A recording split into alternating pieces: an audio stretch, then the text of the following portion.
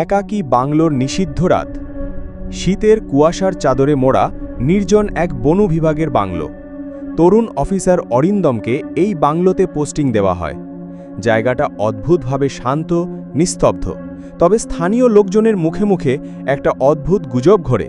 ওই বারান্দা নিঃশব্দ নয়, প্রতি রাতেই কিছু একটা নড়ে চড়ে সেখানে। প্রথম রাতটা শান্তভাবেই কাটল।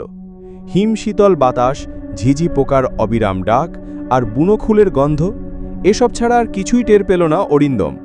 কিন্তু দ্বিতীয় রাতে, ঠিক রাত ৩টে, হঠাৎ তার ঘুম ভেঙে গেল।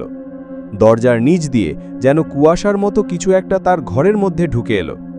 অরিন্দম ভাবল হয়তো ঠান্ডা হাওয়া, এবং এই ভেবে সে আবার ঘুমিয়ে পড়ল।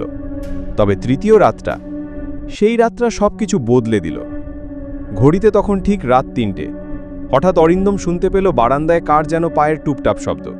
সে চমকে উঠল, কারণ বাংলোর চারদিকে উঁচু দেওয়াল। এই দেওয়াল টপকে ভেতরে ঢোকা প্রায় অসম্ভব।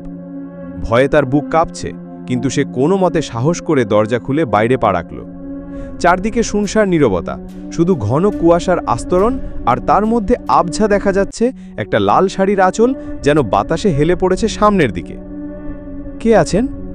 ভয়ে চিৎকার করে উঠল অরিন্দম, কিন্তু কোনো উত্তর এলো না। শুধু ঠান্ডা বাতাস কানে কানে ফিসফিস করে বলল, তুমি ওকে দেখেছ? আমার বর তো এখনো ফেরেনি। পরদিন সকালে অরিন্দম স্থানীয় এক বৃদ্ধ কর্মচারীর কাছে গিয়ে এই বাংলোর ইতিহাস সম্পর্কে জানতে চাইল। বৃদ্ধের গলা ভয়ে কেঁপে উঠল।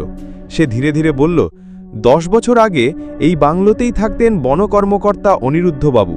এক পূর্ণিমার রাতে তিনি হঠাৎ হারিয়ে যান। তার স্ত্রী কমলিকা পাগলের মতো তাকে খুঁজেছেন। অনিরুদ্ধবাবুর গাড়িটা নিখোঁজ হওয়ার আগের দিন বারান্দার ঠিক এই কোনায় দাঁড়িয়েছিল। কমলিকা রাতভর সেখানেই দাঁড়িয়ে থাকতেন, পথ চেয়ে। বৃদ্ধ কিছুক্ষণ থেমে আবার বলতে শুরু করলেন, এক রাতে যখন তার আর সহ্য হচ্ছিল না, তখন তিনি এই বারান্দা থেকেই ঝাঁপ দিয়েছিলেন। সেদিনের পূর্ণিমার রাতটা ছিল আজকের মতোই কুয়াশাচ্ছন্ন। তার দেহটা আর কখনো খুঁজে পাওয়া যায়নি, শুধু তার ফেলে যাওয়া লাল শাড়ির একটা ভাঁজ পাওয়া গিয়েছিল গাছের ডালের সাথে আটকে থাকা অবস্থায়।